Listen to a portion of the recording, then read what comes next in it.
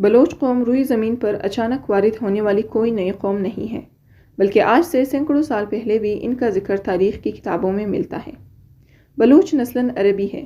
لفظ بلوچ کو مختلف ادوار میں مختلف اقوام نے بلوچ، بلوس، بلوش، باؤس، بیلوس اور بالوس لکھا اور استعمال کیا ہے۔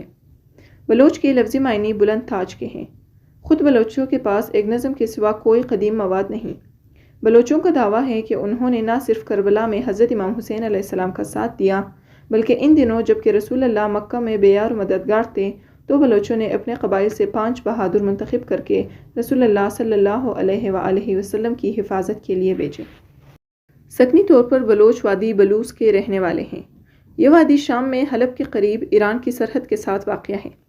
اہل بابل اپنے قومی دیوتا کو بال عظیم کہا کرتے تھے۔ یونانیوں نے اسے بیلوس کہا۔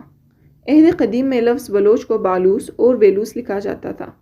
اس کے بعد یہ لفظ بیلوس اور بالوس کے طور پر تحریر و بیان میں آتا رہا۔ عرب اسے بروج، بلوس اور بلوس ادا کرتے ہیں اور ایرانی اسے بلوچ لکھتے اور بولتے ہیں۔ ہمارے یہاں ایرانی لفظ بلوچ رائج ہے۔ ابو القاسم فردوسی توسی فارسی شاعر اور شاہ نامے کے مصنف تھے۔ شاہ نامہ ایک شاعر کی تخلیق کردہ دنیا کی سب سے طویل مہاکاوی نظموں میں سے ایک ہے۔ فردوسی نے اپنے شاہ نامے میں 3 بادشاہوں کے عہد میں بلوچوں کا ذکر کیا ہے، جن میں کیخسرو، زرکش اور نوشروان شامل ہیں۔ عہد کیخسرو 532 قبل مسیح میں بلوچ بحر خزر کے جنوبی ساحلی علاقے اور کوہ البرز کے دامن میں رہتے تھے۔ ان میں جو تھوڑے متمدن ہو گئے وہ حکومت اور فوجی خدمت کرنے لگے۔ زرکس کے عہد میں بلوچ ایرانی بادشاہوں کے دربار میں اعلیٰ عہدوں پر فائز رہے، لیکن بعد میں بلوچ ایرانی بادشاہوں کے لیے خطرہ بن گئے، اس لیے انہوں نے نہایت بے دردی سے ان کے خلاف جو مہم بھیجی تھی، اس کا تذکرہ فردوسی نے شاہ نامے میں بڑی تفصیل سے کیا ہے۔ گمان ہے کہ اس مہم کے نتیجے میں بلوچوں کی قوت اس علاقے میں ٹوٹ گئی اور مجبوراً جنوب و مشرق کے پہاڑوں میں رہنے لگے۔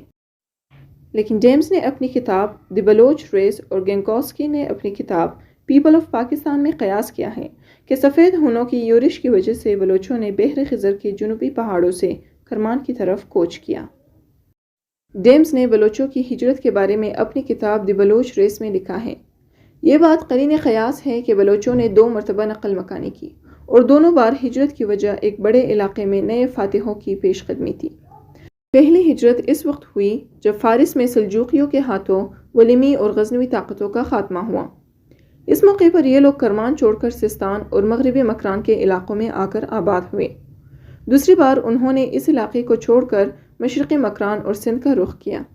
یہ ہجرت چنگیز خان کے حملوں اور جلال الدین منگول کی وجہ سے ہوئی۔ دوسری ہجرت کے نتیجے میں انہوں نے پہلی بار وادی سندھ میں قدم رکھا، جس سے ان کے لیے تیسری اور آخری ہجرت کا راستہ ہموار ہوا، اور اس آخری ہجرت نے ان کے بڑے حصے کو ہندوستان کے میدانی علاقوں میں منتشر کر دیا۔ اس آخری ہجرت کا زمانہ ہندوستان پر تیمور لنگ کے حملے اور بابر کی یورش کا زمانہ ہے۔ بعض قبیلوں نے قلعات پر قابض ہو کر بلوچوں کو سندھ اور پنجاب کے میدانی علاقوں کی طرف جانے پر مجبور کر دیا۔ یہ واقعہ بلوچی تاریخ میں ناقابل فراموش ہے۔ اس واقعے کے بعد یہ قوم 2 گروپوں میں تقسیم ہو گئی۔ محمد سردار خان بلوچ نے اپنی کتاب میں لکھا کہ بلوچ روایات کے مطابق سردار امیر جلال خان بلوچ تمام بلوچ قبائل کے سردار تھے، جو 11ویں عیسوی میں کرمان کے پہاڑوں اور لود کے ریگستان میں رہتے تھے۔ بلوچوں کی عام مقبول روایات اسی سردار کے عہد سے شروع ہوتی ہے۔ سردار امیر جلال خان بلوچ کے 4 بیٹے رند، کھورائی، لاشار اور ہود تھے۔ آگے چل کر رند کی اولاد سے امیر چاکر خان رند بن امیر شہک پیدا ہوا، جو بلوچ نسل کا عظیم سپوت کہلاتے ہیں۔ میر چاکر رند یا چاکر اعظم صرف ایک نام یا ایک شخصیت نہیں، بلکہ بلوچوں کی تہذیب و ثقافت، تاریخ و تمدن، معیشت و معاشرت، اخلاق و عادات، بہادری و جوان مردی، جوش و جذبہ، گفتار و کردار، ایثار و قربانی، ایفائے عہد اور انتقام کا نام ہے۔ سردار میر چاکر خود بھی بہادر تھے اور بہادر دوستوں کو ہی نہیں بلکہ دشمنوں کو بھی قدر کی نگاہ سے دیکھتے تھے، اور بقول میر چاکر، بہادروں کا انتقام بھی مجھے بہت پیارا ہے، جو میرے اونچے قلعوں پر حملہ کرنے کی ہمت رکھتے ہیں۔ بلوچ اپنے سردار میر جلال خان کی سرکردگی میں کرمان کے مختلف اضلاع میں رہتے تھے، مگر سیاسی انتشار کی وجہ سے وہ قافلہ در قافلہ کرمان چھوڑ کر سستان چلے آئے۔ جب یہاں بھی چین نہ ملا تو اپنے سردار امیر جلال خان کی قیادت میں واپس کرمان گئے اور ضلع بامپور میں آباد ہوئے۔ پھر سردار جلال خان اپنے 44 قبیلوں کو لے کر مکران کی طرف بڑھا اور یوں مکران کو بلوچستان کا نام دیا۔ اس کی آمد سے پہلے مکران پر مغول حکومت کرتے تھے۔ بلوچ سردار نے انہیں شکست دی، جس سے مقامی آبادی کی وفاداریاں بھی انہیں آسانی سے میسر آ گئی، کیونکہ مقامی لوگ مغول کے ظلم و ستم سے تنگ آ چکے تھے۔ یہ مسلمہ امر ہے کہ امیر جلال خان کی آمد سے پہلے مکران میں بلوچ آباد تھے، جو خانہ بدوش تھے اور بھیڑ بکریاں پال کر گزارا کرتے تھے۔ سردار کے ساتھ جو بلوچ مکران پہنچے وہ شہ سوار تھے اور بہت منظم بھی۔ سردار جلال خان نے حکومت قائم کر کے انہیں قومیت کا احساس دیا اور قبائلی نظام کو مضبوط بنیادوں پر استوار کیا۔ 15ویں صدی عیسوی میں بلوچوں کے 2 قبیلوں رند و لاشار ساتھ ساتھ وسطی بلوچستان کی طرف بڑھے۔ جو لوگ ان کے مقابلے پر تھے یا وہ قتل کر دیے گئے یا انہوں نے اطاعت قبول کر لی۔ آخر میر چاکر خان رند کے عہد میں سارا بلوچستان بلوچوں کے قبضے میں آ گیا اور وہاں ان کی حکومت قائم ہو گئی۔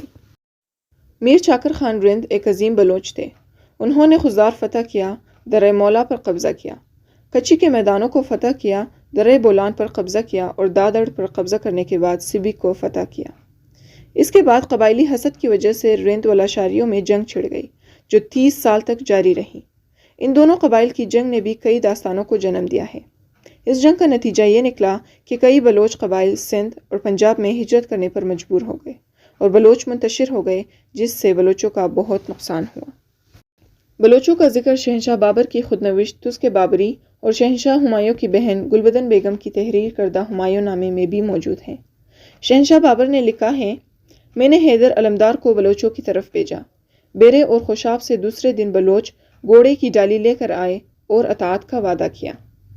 1539 کو ہمایوں نے شیر شاہ سوری سے چونسا کے مقام پر شکست کھائی اور دشت نردی کے عالم میں اوکاڑے کے قریب ستگرہ پہنچا، جہاں میر چاکر خان کے ایک امیر بخشو بلوچ نے شہنشاہ کو غلے کی 100 کشتیاں امداد کے طور پر دی۔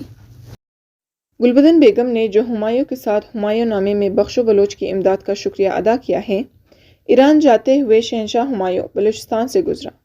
جب وہ نوشکی پہنچا تو ایک بلوچ سردار ملک خطی نے اسے پناہ دی اور اگلے دن اسے ایران کی سرحد پر چھوڑ کر آیا۔ شہنشاہ نے انعام کے طور پر اسے ایک انمول ہیرا دیا۔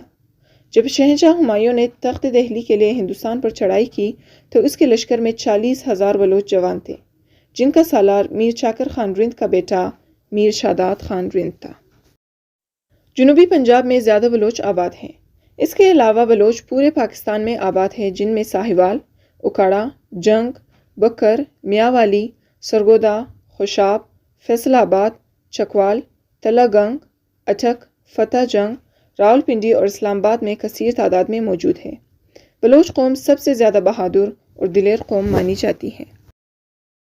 دوستو، اگر آپ کو یہ ویڈیو پسند آئی ہو تو ویڈیو کو لائک کیجیے گا اور چینل کو سبسکرائب ضرور کیجیے تاکہ آنے والی ہر نئی ویڈیو سب سے پہلے آپ تک پہنچے۔